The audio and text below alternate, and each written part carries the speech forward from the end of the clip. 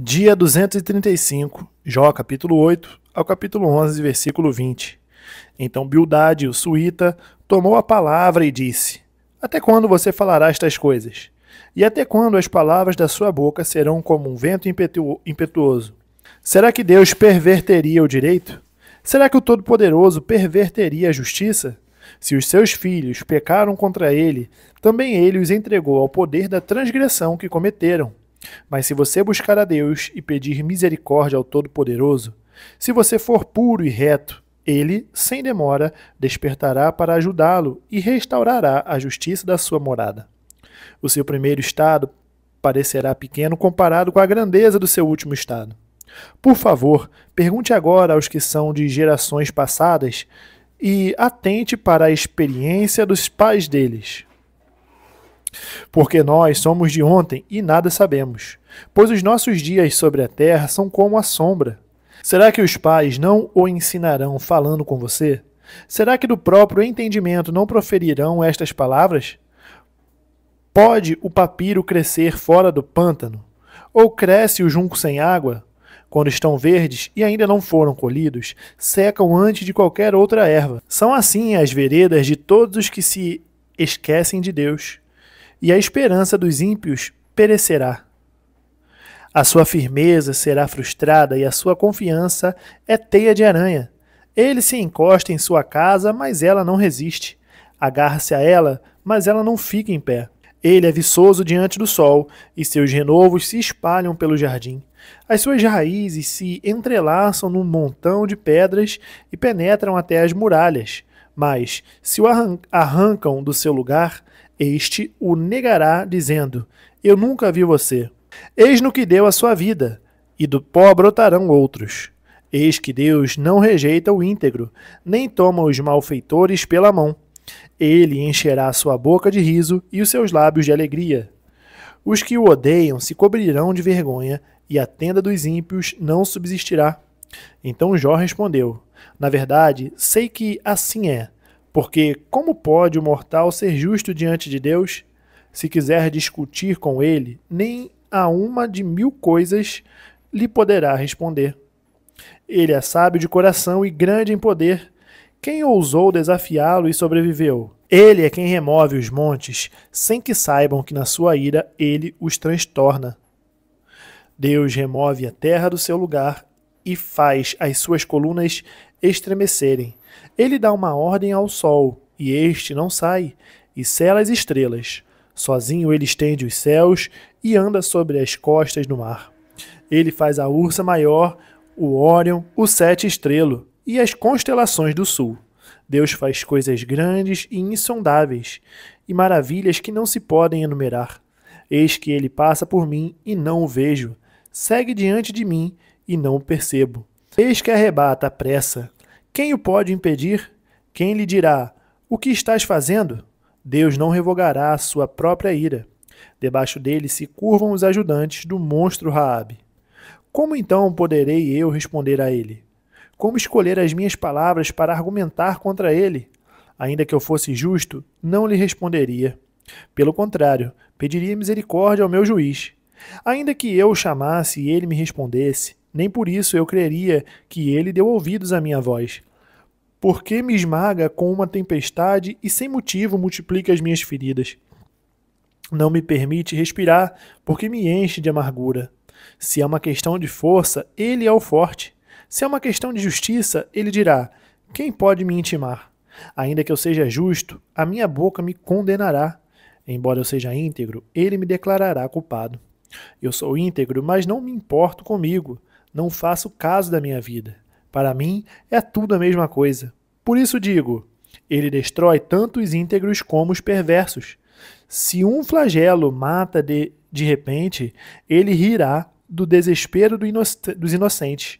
A terra está entregue nas mãos dos ímpios, e Deus ainda cobre o rosto dos juízes. Se ele não é o causador disso, quem seria? Os meus dias são mais velozes do que um corredor. Fogem sem ter visto a felicidade. Passam como barcos de junco, como a águia que se lança sobre a presa. Se eu disser: Vou esquecer a minha queixa, deixarei o meu ar triste e ficarei contente.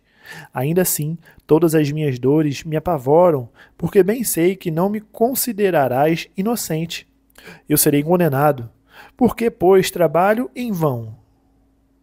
Ainda que me lave com água de neve e purifique as minhas mãos com sabão, mesmo assim me submergirás no lado e as minhas próprias roupas terão nojo de mim, porque ele não é ser humano como eu, a quem eu responda se formos juntos ao tribunal. Não há entre nós árbitro que ponha a mão sobre nós dois. Que ele tire a sua vara de cima de mim e que o seu terror não me amedronte. Então falarei sem o temer. Do contrário, eu não estaria em mim. Estou cansado de viver. Darei livre curso à minha queixa. Falarei na amargura da minha alma. Pedirei a Deus, não me condenes. Faz-me saber o que tens contra mim.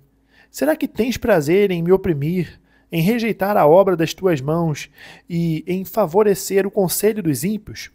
Por acaso tem olhos de gente? Ou vês tu como vê uma pessoa? São os teus dias como os dias de um mortal?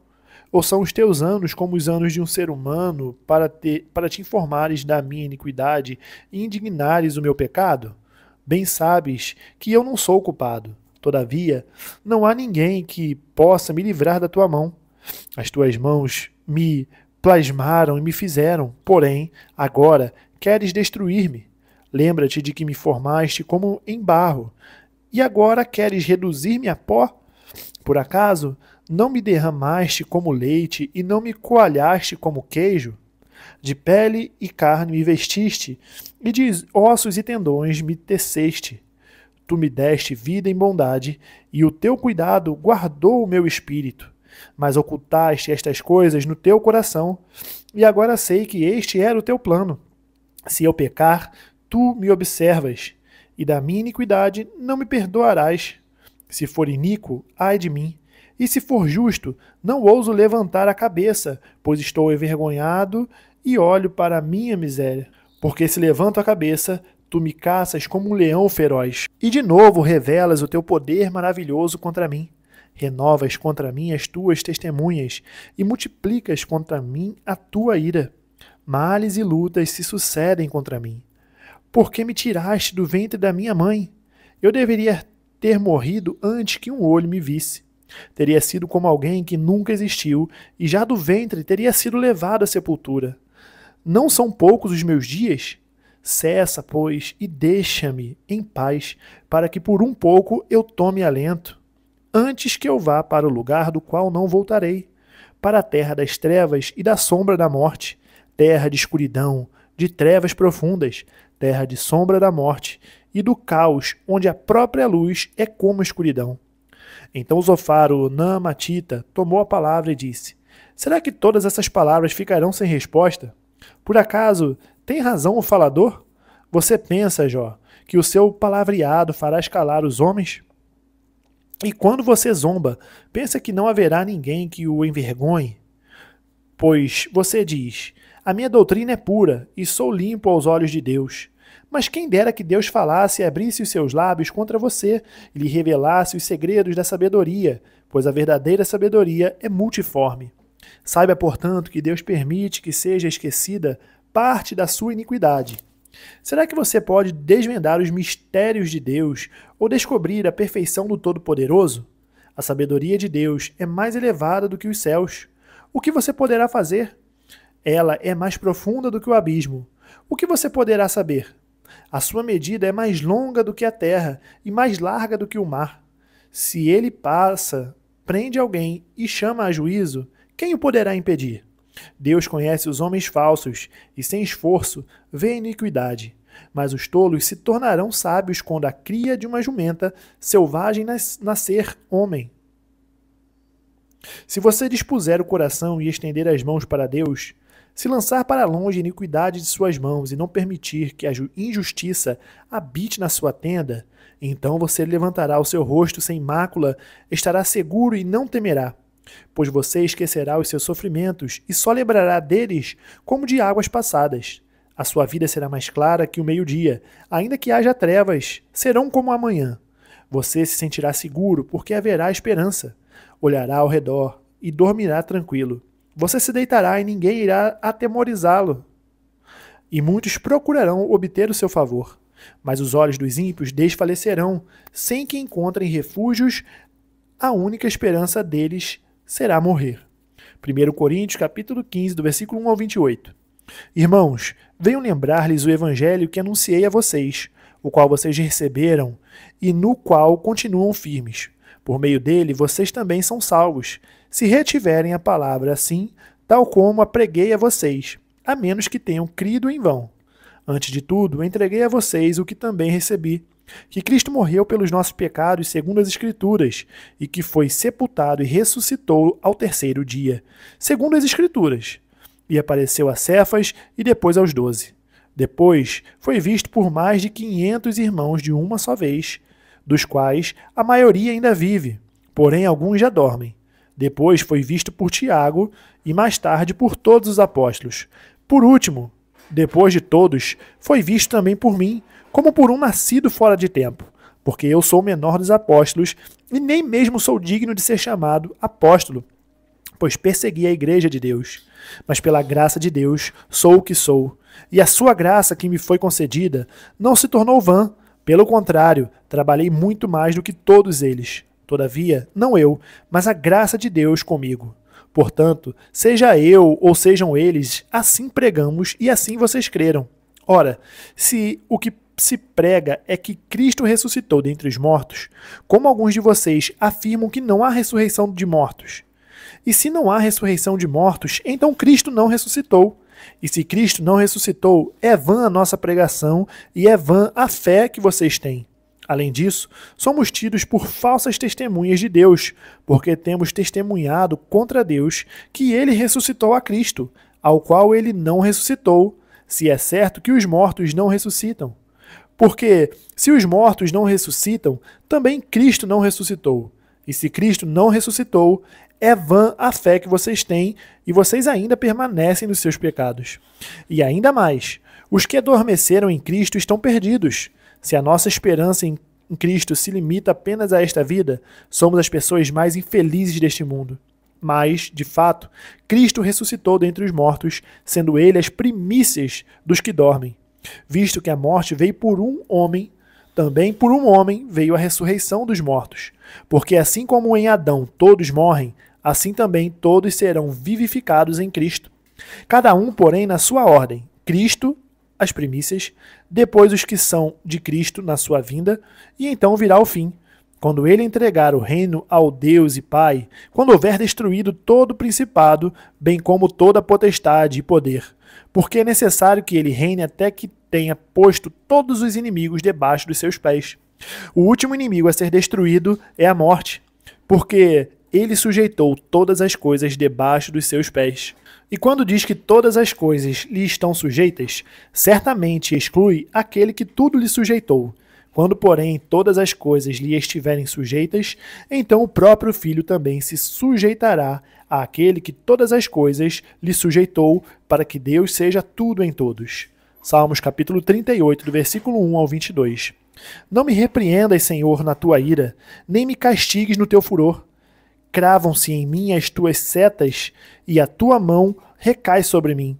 Não há parte sã na minha carne por causa da tua indignação. Não há saúde nos meus ossos por causa do meu pecado.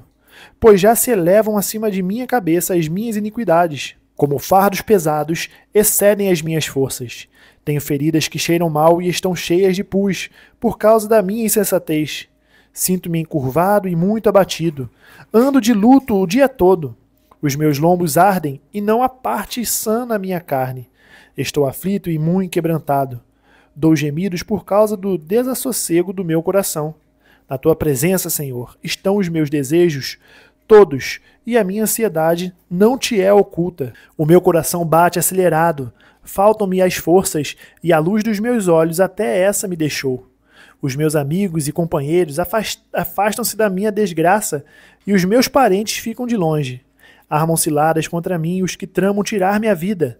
Os que me procuram fazer o mal dizem coisas perniciosas e imaginam o engano todo dia. Mas eu, como surdo, não ouço, e qual mudo, não abro a boca. Sou como quem não ouve e em cujos lábios não há réplica. Pois em ti, Senhor, espero.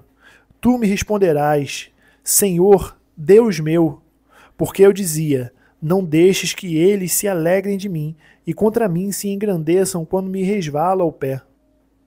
Pois estou prestes a tropeçar. A minha dor está sempre diante de mim. Confesso a minha iniquidade. Suporto tristeza por causa do meu pecado. Mas os meus inimigos são vigorosos e fortes, e são muitos os que sem motivo me odeiam. Aqueles que pagam o mal pelo bem são meus adversários, porque eu sigo o que é bom. Não me desampares, Senhor, Deus meu, não te ausentes de mim. Apressa-te em socorrer-me, Senhor, salvação minha. Provérbios capítulo 21, versículo 28 e 29. A testemunha falsa perecerá, mas quem sabe ouvir falará sem ser contestado. O ímpio aparenta determinação, mas o justo considera o seu caminho. Terminamos o dia 235, nós nos vemos amanhã no dia 236. Até mais.